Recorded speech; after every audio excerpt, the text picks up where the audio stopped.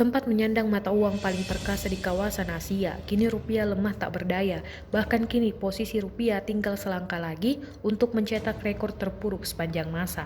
Mengutip dari Bloomberg, Senin 23 Maret 2020 pukul 10.45 waktu Indonesia Barat, rupiah masih berada di level 16.550 per dolar Amerika Serikat, turun 3,69% dibanding penutupan Jumat 20 Maret 2020 di 15.960 per dolar Amerika Serikat.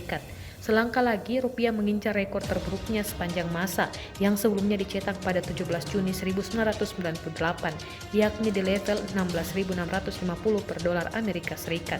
Dengan posisi saat itu pun, rupiah menjadi mata uang dengan pelemahan terdalam di kawasan.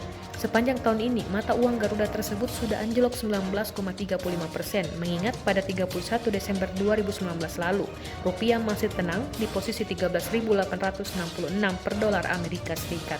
Koreksi rupiah sudah jauh di atas mata uang di kawasan lain.